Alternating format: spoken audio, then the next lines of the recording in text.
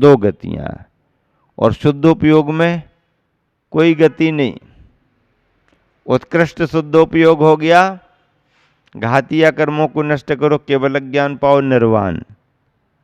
शुद्धोपयोग का फल केवल ज्ञान, और केवल ज्ञान का फल निर्वाण माना गया है। इस तरह से आचार्यों ने उपयोग की विवक्षा में अशुभ उपयोग को हे कहा। क्या कहा? सर्वथा छोड़ने योग्य अशुभोपयोग। शुभोपयोग को उपादेय तो कहा है, लेकिन सर्वथा त्रैकालिक उपादेय नहीं कहा। उपादेय तो कहा है, पर त्रैकालिक उपादेय नहीं कहा, तात्कालिक उपादेय कहा।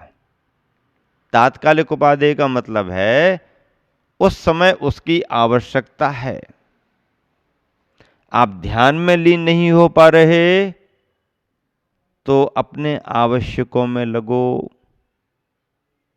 शुभ कार्यों में लगो, बस। जब तक ध्यान में लीन नहीं हो पा रहे तभी तक इनको उपादेय कहा है। त्रैकालिक उपादेय कह देंगे तो इसके ऊपर की ध्यान की स्थिति फिर खत्म हो जाएगी। तो शुभोपयोग उपादेय है, लेकिन तात्कालिक उपादेय है, और यही तात्कालिक उपादेयपना इसका परंपरा से निर्वाण का कारण, साक्षात निर्वाण का कारण नहीं है। साक्षात निर्वाण का कारण तो शुद्धोपयोग है, शुभोपयोग परंपरा से निर्वाण का कारण है। और शुद्धोपयोग त्रैकालिक उपादेय, साक्षात केवल ज्ञान का कारण, केवल ज्ञान साक्षात निर्वाण का कारण है। ऐसे योग और उपयोगों को ध्यान में रख करके गुरुवर आचार्य ने क्या हाइकू लिखा? याद हो गया कि नहीं हुआ? याद करते जाना आप लोग हाइकू, बार बार सुनने नहीं मिलेंगे। अभी तो सीरियल क्रम से मिल रहे हैं सब, एक एक करके, कभी दो, कभी तीन, कभी दो, कभी तीन, ऐसे हाइकू पर आपको ये सब व्याख्या मिल रही है। तो क्या लिखा आचार्य ने? योग साधन है उपयोग सिद्धि। योग साधन है उपयोग सिद्धि, साध्य सिद्ध हो। साध्य सिद्ध हो, साध्य क्या है हमारा? उपयोग सिद्धि, उपयोग की शुद्धि साध्य है। साध्य किसे कहते हैं? जिसे पाया जाता है वो साध्य। साधन किसे कहते हैं? जिसके माध्यम से पाया जाता है वो साधन। जिसके माध्यम से वो साधन और जिसे पाया जाता है वो साध्य। साध्य तो हमारा शुद्ध आत्म तत्व है, साध्य तो हमारी मुक्ति है। तो इस तरह से योग साधन है उपयोग शुद्धि, साध्य सिद्ध हो। उपयोग शुद्धि रूप साध्य की सिद्धि हमारे लिए हो। छोटी छोटी पंक्तियों में कितना सार भर दिया जाता है। जैन परंपरा के जो विशिष्ट शब्द हैं उन शब्दों में योग है, उपयोग है, साधन है, साध्य है, सिद्धि है, ये सभी शब्द आते हैं। और इन शब्दों के अर्थ को आप लोग अच्छे से समझते हो।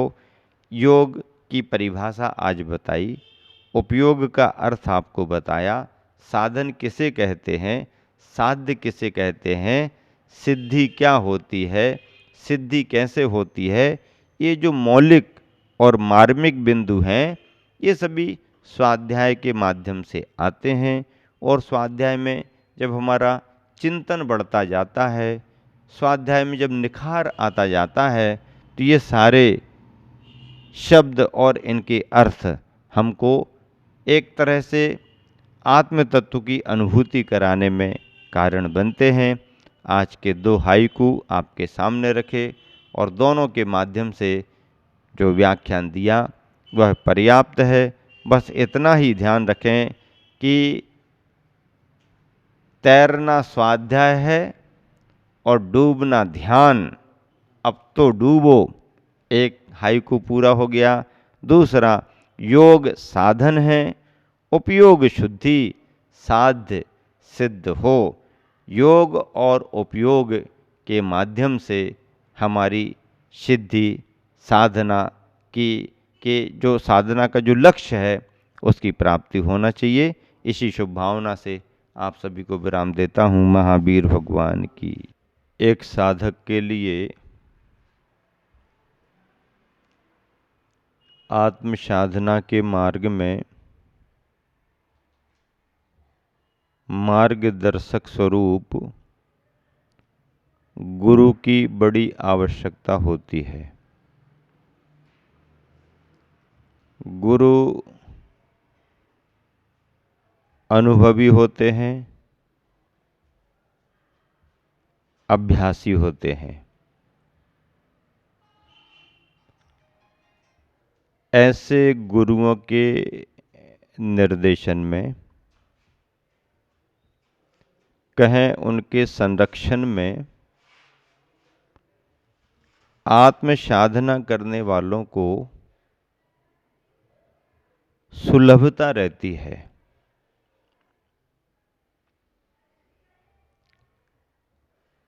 मार्ग पर चलना कठिन होता है और मार्ग को बना करके फिर उस पर चलना और भी ज्यादा कठिन होता है। बने बनाए रास्ते पर चलना तो फिर भी सरल है, रास्ता बना करके चलना पड़े तो कठिन है। तो रास्ता चला करके, रास्ता बना करके चलने की बात तो नहीं है, लेकिन बने बनाए रास्ते पर चलना भी आसान नहीं हो पाता। ऐसे रास्तों पर चलने के लिए गुरु के निर्देशों की जरूरत होती है। ज्ञान तो ग्रंथों से भी मिल जाता है, पर ग्रंथों के ज्ञान से केवल ज्ञान ही मिलता है, पर गुरु से मिले हुए ज्ञान में ज्ञान भी रहता है और साथ में गुरु का अनुभव भी रहता है। फर्क इस बात का है, ज्ञान तो ग्रंथों से भी मिल जाता है, पर ज्ञान तो मिल जाएगा, पर ग्रंथ से अनुभव नहीं मिल सकता। अनुभव किससे मिलेगा? अनुभव गुरु से मिलेगा, ज्ञानी गुरु से मिलेगा। अनुभव गुरु से मिलेगा, ज्ञानी गुरु से मिलेगा।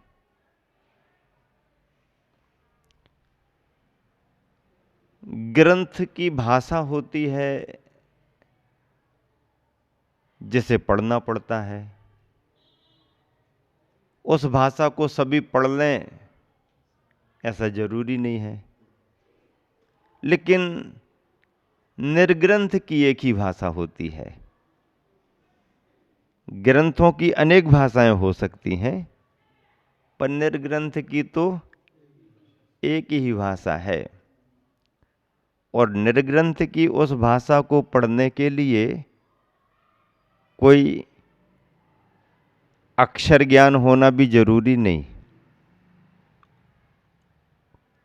कोई डिग्रियां लेना भी जरूरी नहीं। निर्ग्रंथ मुद्रा गुरु की मुद्रा मानी गई है, इसीलिए गुरु का महत्व है। बहुत पहले मैंने एक दोहा लिखा था, गुरु ज्ञानी गुरु पारखी, गुरु उदार गंभीर, रहस्य उद्घाटक गुरु, रहस्य उद्घाटक गुरु, गुरु प्रभु की तस्वीर। गुरु ज्ञानी, गुरु पारखी, गुरु उदार, गुरु गंभीर, कितनी बातें आ गई। ज्ञानी, पारखी, उदार, गंभीर, रहस्य उद्घाटक, प्रभु की तस्वीर, 6 बातें आ गई एक दोहे में। दोहा बड़ी भावना से लिखा था। गुरु की महिमा को समझते हुए लिखा था। गुरु की महिमा को समझते हुए लिखा था और उसमें गुरु ज्ञानी, गुरु पारखी, गुरु उदार, गंभीर, रहस्य उद्घाटक गुरु, गुरु प्रभु की तस्वीर। ज्ञानी अपने आप में बहुत बड़ी बात होती है। पारखी कहना ही क्या है, परखने वाला तो हर जगह महत्वपूर्ण होता है ना। उदारता तो सभी में होना चाहिए। उदार हृदय महत्वपूर्ण माना गया है। गंभीरता पहचान बनाती है अपनी। रहस्य का उद्घाटन करना, जो तथ्य मालूम नहीं है लोगों को उन तथ्यों को बताना रहस्य का उद्घाटन है। और प्रभु की तस्वीर का मतलब क्या?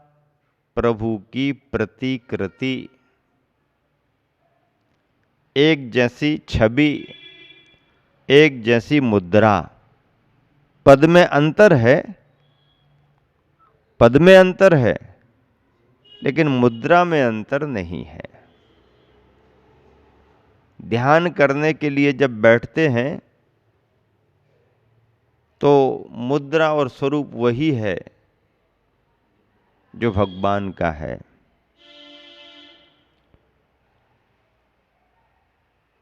और भारतीय संस्कृति में तो गुरु का इतना महत्व बतलाया गया है कि यदि प्रभु और गुरु की बातचीत हो, चर्चा हो, तो काके लांगू पाए पहले।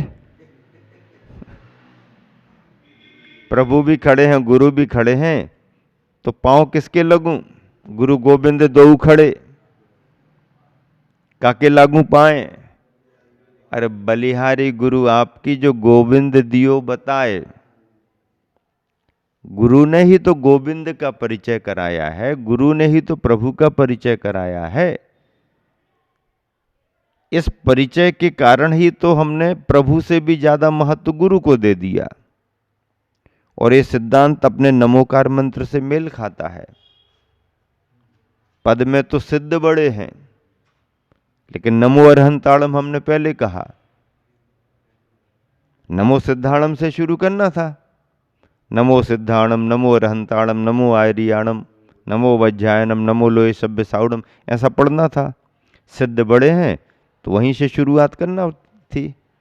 बड़े तो हैं तो फिर नमो अरहंताड़म पहले क्यों कहा? सिद्ध बड़े हैं, सिद्ध भी हैं, सिद्धों का अस्तित्व भी है। शरीर के चले जाने के बाद, छूट जाने के बाद भी आत्मा शुद्ध और सिद्ध रूप में रहती है। ये ज्ञान किसने कराया? अरिहंत यदि उपदेश नहीं देते तो सिद्ध भी कोई होते हैं, अमूर्त अस्तित्व भी आत्मा का सिद्धों के रूप में रहता है। ये हमारे तुम्हारे को ज्ञान ही नहीं होता। तो ये ज्ञान देने वाले अरहंत बड़े उपकारी माने गए हैं। इसलिए सिद्धों से छोटे होने के बाद भी नमो अरिहंताणम हमने पहले कह दिया। वही बात तो यहां है। गुरु गोविंद दो खड़े, काके लागू पाए। बलिहारी गुरु आपकी जो गोविंद दियो बताए। अब गोविंद दियो बताए ये तो दुनिया ने कहा, पर हमारे गुरुवर तो और इसमें पहुंचे हुए निकले। हमारे गुरुवर तो इसमें और पहुंचे हुए निकले। कहने लगे गोविंद दियो बताए। क्या बताए तो सामान्य बात है, अरे गोविंद दियो बनाए। बताए में तो बता दिया, लेकिन गुरुवर की महिमा तो वो है कि गोविंद का केवल परिचय ही नहीं कराते, बल्कि मोक्ष मार्ग पर आगे बढ़ा के खुद उनको गोविंद बना देते हैं। गोविंद दियो बनाए, बताए नहीं, बनाए। बहुत बड़ी बात है। ऐसे गुरु के लिए भारतीय संस्कृति में कहा गया है, गुरु की महिमा बरनी न जाए, गुरु नाम जपो मन वचन काय। गुरु की महिमा वर्णी न जाए, गुरु नाम जपो मन वचन काय। अज्ञान का अंधकार हटा करके जो ज्ञान का प्रकाश प्रदान करते हैं, वही तो गुरु कहलाते हैं। ऐसे गुरुओं की महिमा गाते हुए गुरुवर आचार्य श्री ने एक हाइकू लिखा है। छोटी सी कविता है, 3 पंक्तियां हैं, 5 अक्षर, 7 अक्षर, 5 अक्षर, बस, इससे ज्यादा कुछ नहीं है। क्या लिखा गुरु के बारे में आचार्य श्री ने? गुरु मार्ग में, गुरु मार्ग में, 5 अक्षर हो गए। गुरु मार्ग में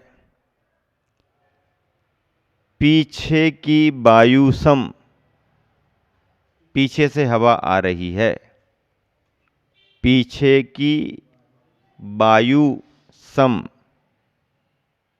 हमें चलाते।